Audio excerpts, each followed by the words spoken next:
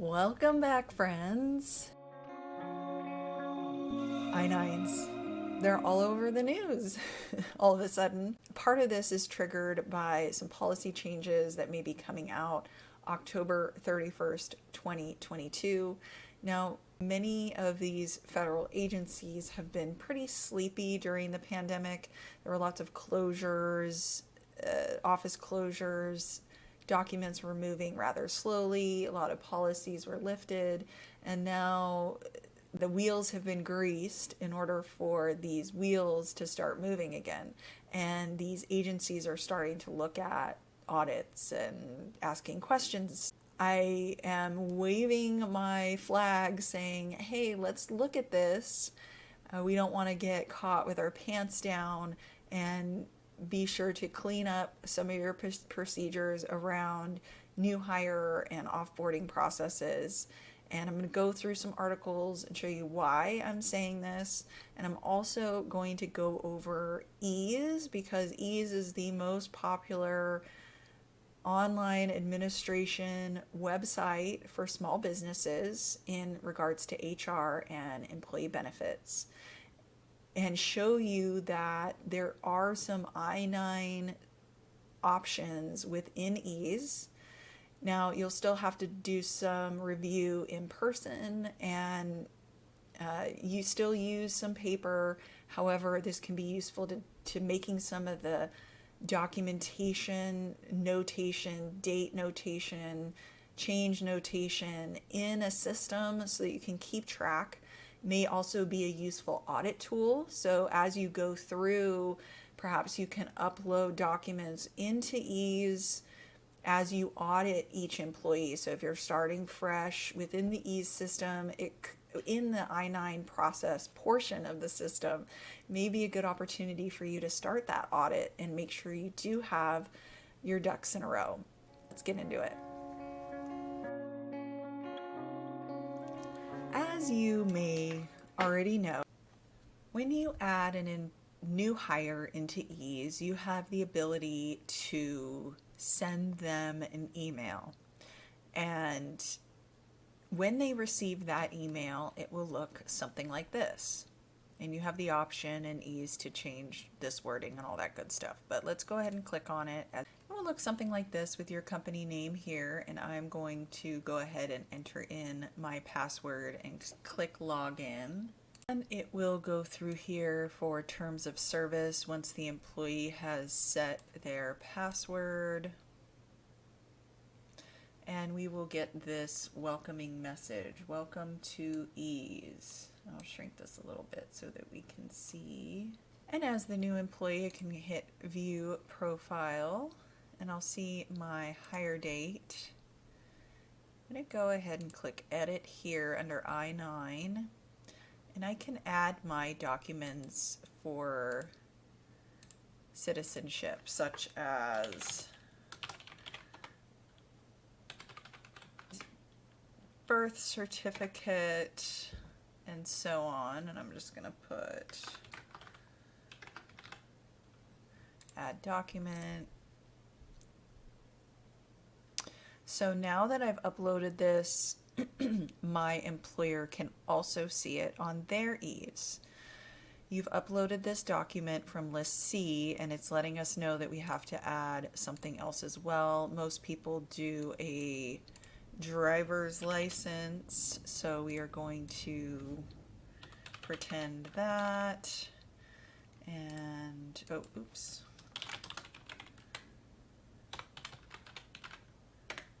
And we are going to all fictitious information just for demo purposes. And it's saying no file attached. I didn't attach really anything, but we're just going through this process. And you are required to review and sign your I-9 forms before your information can be submitted. Please click Sign Forms. All right, and so I can go ahead and enter in my information and sign. And I will sign here.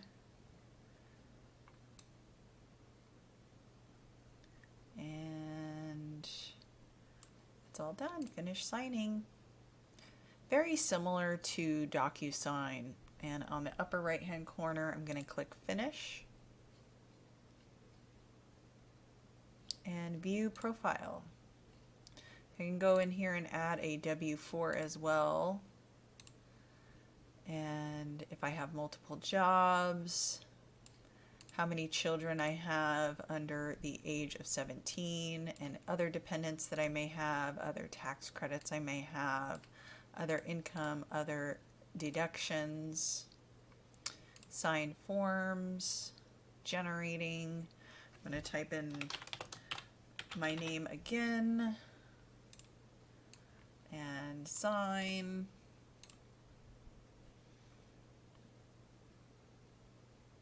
One signature remaining of these 5 pages and click Finish. So now I have done my W-4 and my I-9 already. So this has been finished. So I click Finish, Review Profile. Now I've got my W-4 information, my I-9 information, and my hire date listed here. I can also edit my contacts and benefits, so I can go in here and change my benefits if I would like, and add an event date and so on. But that is a different video altogether.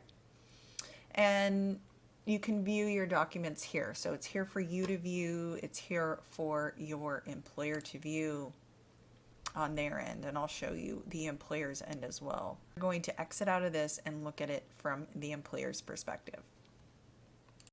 Okay, now I am in my Demo Inc.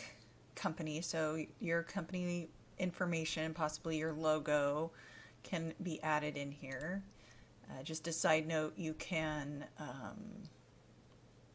add your logo and settings here. I'm not sure if this is just on the broker side or if it's also on the employer side, but if you want to have your logo added, you can do that. And if you're not able to do it here under settings, then ask your broker to upload it for you. Okay, so we are going to go to employees, this new hire that we have just added, and we'll go to login. Okay, so it does show that I logged in, but we're going to pretend that that didn't happen. So we're going to send the login information. So there's templates in here already loaded for you. So you hit welcome, ease, and send. Okay, so that email that I received in the beginning of the video as the employee, this is how that was generated, is just in here, okay, under login. Under employment, this is where the W-4 and the I-9 is stored. So you can see the attached files here. It says file not attached because I didn't really attach anything. And then you can click review once they have been reviewed, because you do have to review it, it's required. Okay. And you can also look at the W-4 information entered here and update any status for the employee here. Compensation, you can show the wages, you can put a wage amount here.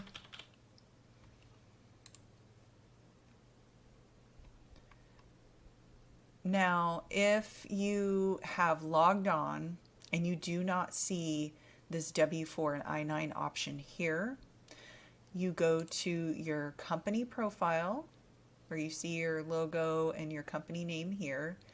You go over to Marketplace and view HR and Compliance, click Onboarding, and you will have to enable the onboarding here. There'll be a green button for enable. Now, if you have a COBRA administrator that you would like to include, you can add them here. This is a very good idea because when you have a new hire, you also have to send out a COBRA notice. So making sure that the COBRA administrator that you're working with is notified every time you have a new hire and a termination can all be done just right here in ease. And there's quite a bit of I-9 information out there this week, which is one of the reasons why I decided to go through this video and talk about how you can record your I-9 through ease. So ICE proposes next steps for virtual I-9 document review. Employers could have more options when examining I-9 documents presented by new hires. During the employment eligibility verification process, according to a proposed rule to be issued by Immigration and Customs Enforcement, or ICE, on October 18th. A 60-day comment period will follow the issuance of the proposed rule. One of those options could be permanent availability to review I-9 documents remotely.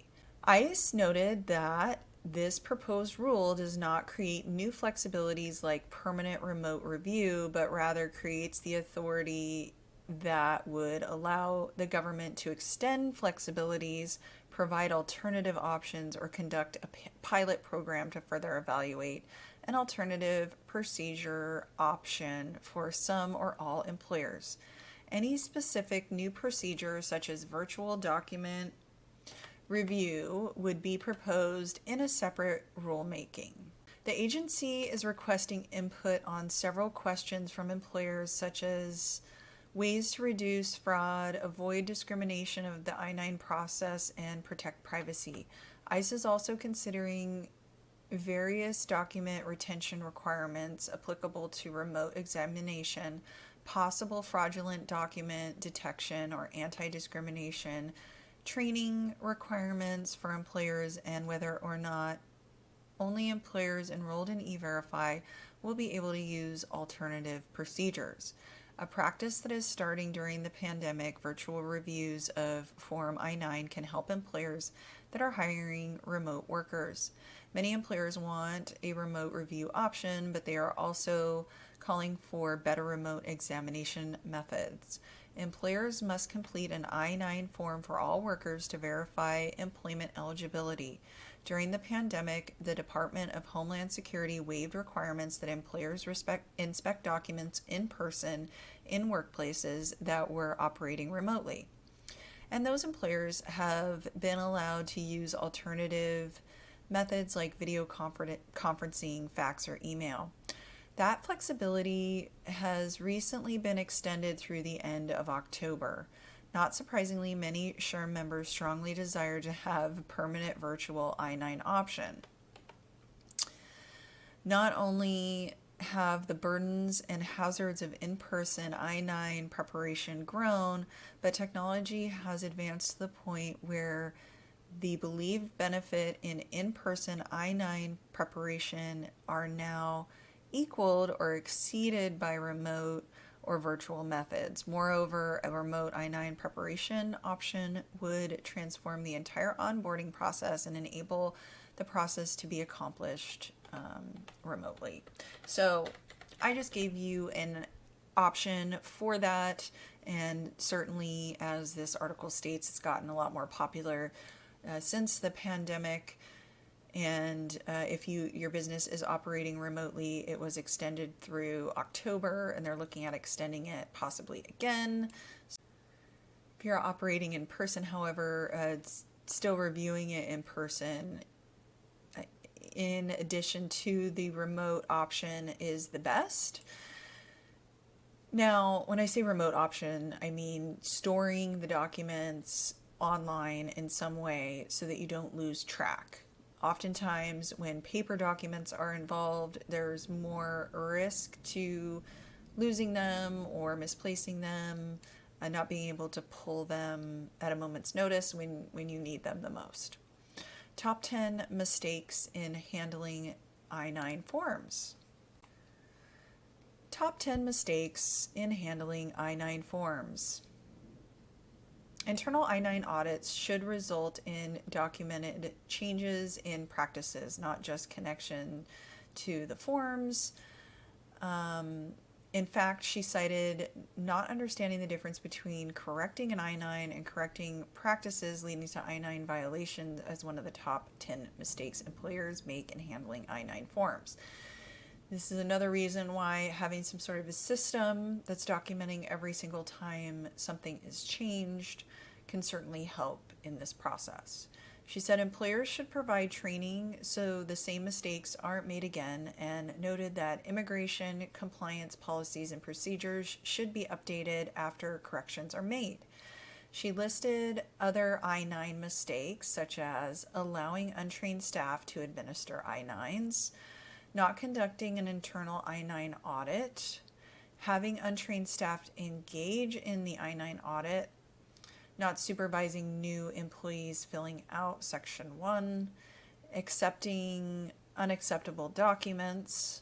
So another reason why I like this ease system is that while you're in there, it automatically requests a secondary document if you have picked a document from the C list. So making sure that you have not just one document, but the two documents, that is something that a system that is helping you through this process will remind you, hey, you don't just need the birth certificate, you need the birth certificate and the driver's license. And there's obviously a huge list of other options, and the system will help you sort that. Not making copies of the I-9, so that would be automatically eliminated in a system like what I just went over with ease, is it's automatically stamped and put into the system and recorded. Not recording the document title, issuing authority, and expiration date, not recording this information correctly.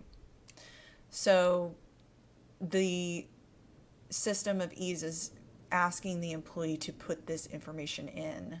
So you as the HR would have to make sure that the issuing authority, that the employee entered that in correctly, and the expiration date correctly. So two eyes are on that. Making corrections without initialing it and dating them. So that would automatically be done in a system. Greg Burke, an attorney with Stepford Mullen in Orange County, said employers should double check that they are and their employees have filled out everything in the field of the I-9. The form is inherently confusing, and one should not assume that all fields were completed. Other common mistakes include employees not signing and dating Section 1, employers not listing the date of hire in Section 2 in the certification clause, and employers not signing or dating Section 2, he said. Verify. The employer should record the I-9 expiration date for employees working on a work permit or a visa, but it should not keep the I-9s in the employee's HR files, he said. The employer must re-verify that the foreign national is authorized to work beyond the original expiration date by examining new work authorization documents. Many organizations do not have a method to track the expiration dates and therefore fail to re-verify. Regardless of any changes to the form, the fact remains that the I-9 form and process will always be confusing for employers. The hope is that someday the I-9 form will be replaced by mandatory E-Verify for all employers across the United States. The manual I-9 process will continue to be exercise of imperfection and confusion, he stated, unless it's moved to E-Verify. Some situations can be complicated, including which foreign nationals have automatic extensions of their employment authorization document, work permits, and which do not. If an employer gets it wrong, the application or employee may call the U.S. Department of Justice, Immigrant and Employee Rights Unit and lodge a complaint. The DOJ will then send the employer an informal discovery request about their I-9 practices and request thousands of pages of documentation from the company. The risk is actually a lot higher than the chances of an ICE audit and fine. The most common mistakes are in timing. The most frequent mistake isn't related to writing information down improperly, although that happens all the time, but it is related to the timing of the I-9 form. Section 1 must be completed before the close of business on the first day of employment. Section 2 must be completed before the third day after the first day of employment. For example, an employee is hired on Monday. Section 2 must be completed before end of business on Thursday. This is business days as it relates to the employer. So if the employer is operational over the weekend would be counted as a business day. This cannot be corrected, but there is a 5-year statute of limitations in which it can no longer be used against the employer. When a new hire will be working remotely and resides far away from the company's locations, the employer may authorize a local individual it trusts to complete the I-9 verification process.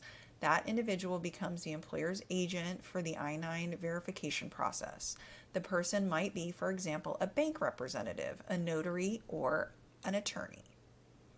One mistake that some employers will make in this situation is to have the agent physically examine the documents but not complete Section 2. Sometimes the employer will have the agent complete a separate form or document, but the employer will complete Section 2 attesting to have examined the I-9 documents. That is incorrect. The individual who has physically examined the documents must be the one signing and attesting under penalty of perjury of Section 2. The requirements for electronic retention are vigorous and include measures such as reasonable controls, inspection, quality assurance, audit trails, indexing, and ability to reproduce. Purging forms too early sometimes occurs, in which some cases the I-9 forms would be treated as missing. The rule is that only terminated employees, I-9s, can be purged 3 years after hire or 1 year after termination, whichever comes later. Sometimes employers will mistakenly purge forms for an active employee, which is inappropriate.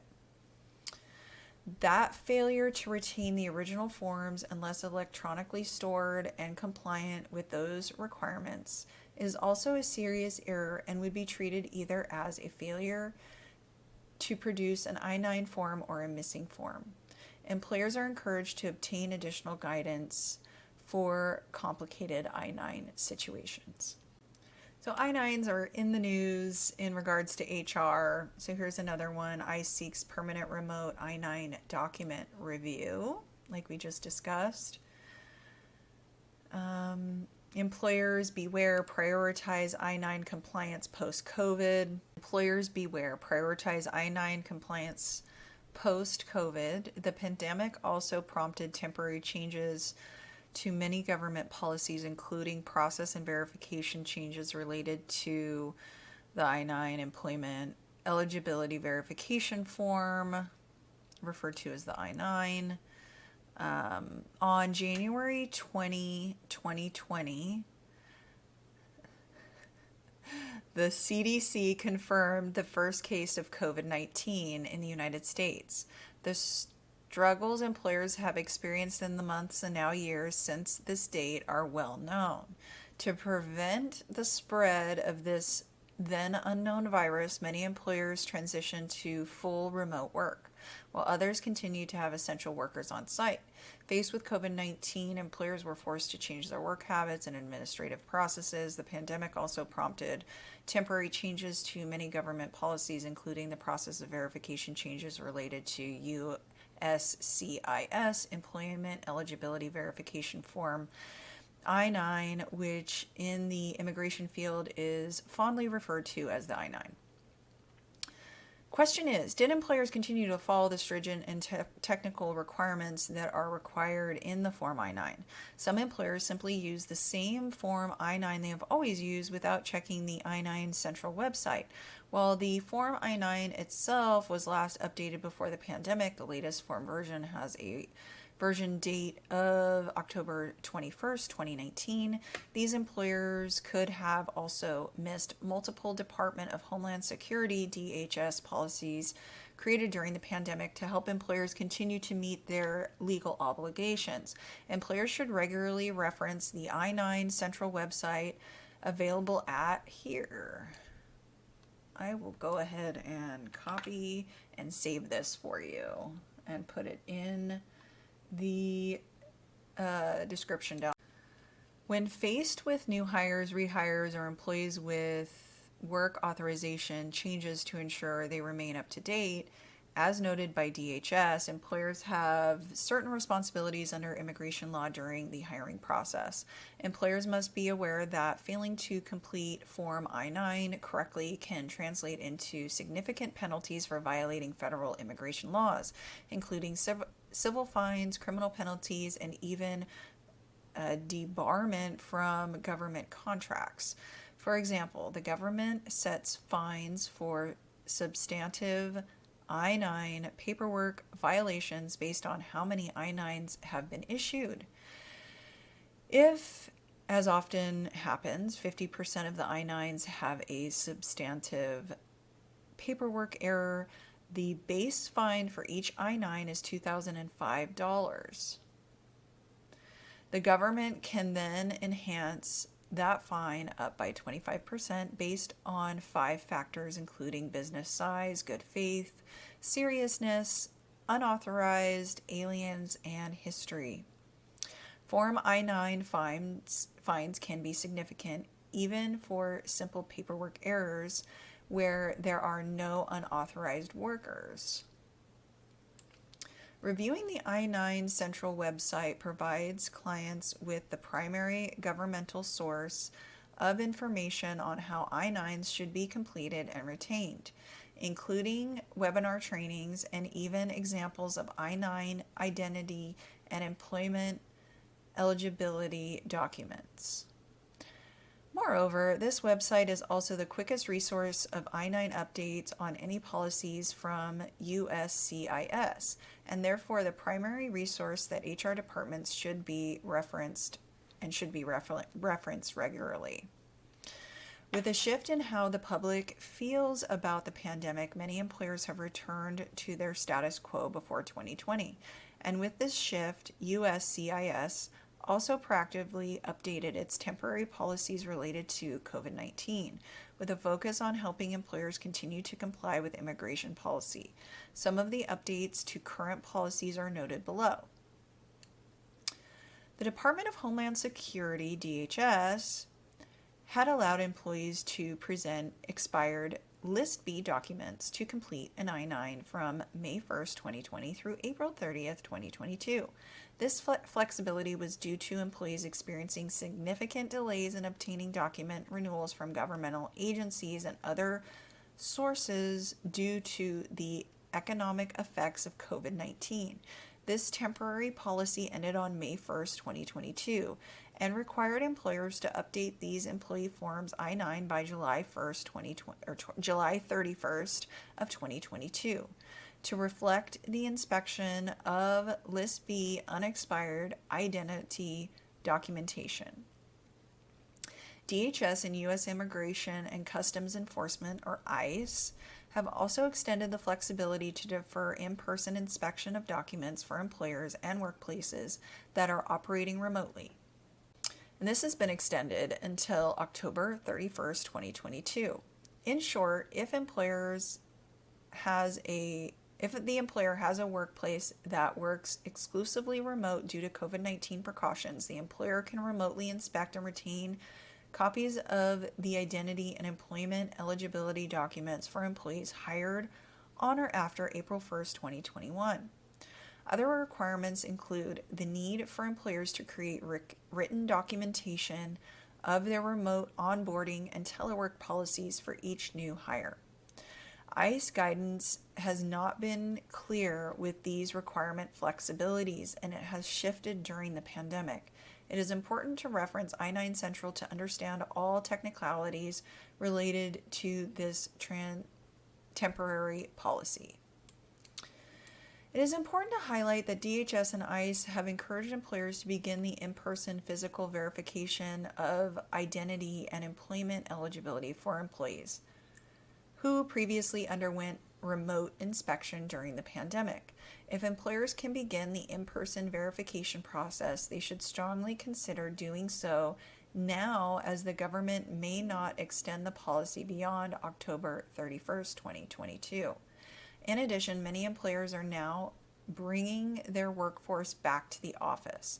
The policy states that once normal operations resume, all employees who were onboarded using remote verification must report to their employer within 3 business days for in-person verification of identity and employment eligibility documentation for Form I-9. The government also clarified that once employees undertake non-remote employment on a regular, consistent, or predictable basis, the flexibilities no longer apply. Given the number of temporary policy changes that have occurred as a response to COVID-19, employers should prioritize the best practice of self-auditing their I-9 forms, with a special emphasis on reviewing the forms for employees hired since March 20, 2020. The new temporary guidance from DHS provides very detailed requirements on notations and record retention to fully comply with announced flexibilities. Form I-9 audits initiated with a notice of inspection requiring employers to produce all I-9s and related documents within 3 days have also recently decreased. Due to the short timeline to respond and significant potential fines, employers are well advised to conduct a company self-audit or seek out experienced counsel to assist with a review of the I-9s and related documentation in advance of any audit. Further, if the employer is contacted by officials from DHS, employees from the Immigrant and Employee Rights at the Department of Justice and/or employees from the Department of Labor, they should contact their immigration attorney immediately to ensure that they have assistance in responding in a proper compliance with any potential I-9 inspections. While COVID-19 has taught the world many lessons, particularly in immigration work, it has also brought to light the importance of relying on experienced counsel who can guide employers through these difficult times. Employers can limit potential liability by carefully tracking I-9 requirements and changes as reported by I-9 Central, and by reaching out to their immigration attorney when help is needed. There are some mixed reviews here. Now, keep in mind that some of these sites that are, it seems as though the people writing articles regarding ICE seeking permanent remote I-9 documentation review are HR sites, HR consulting sites. The attorney sites are offering that ICE might continue the remote review, but what about the U.S. Citizenship and Immigration Services? So there's a couple of different agencies that look at this. The default should always be to review in person if you are working in person and document that process. Now, this can be very confusing for HR professionals, and on one hand, it looks like I-9 identification, document verification remotely is just fine, but USCIS, the United States Citizenship and Immigration Services, doesn't really look like they are on board with allowing this to be remote. Obviously, this is not legal advice. I'm not an attorney. However, this is, me waving my red flag in the air saying, hey, you guys need to look at this.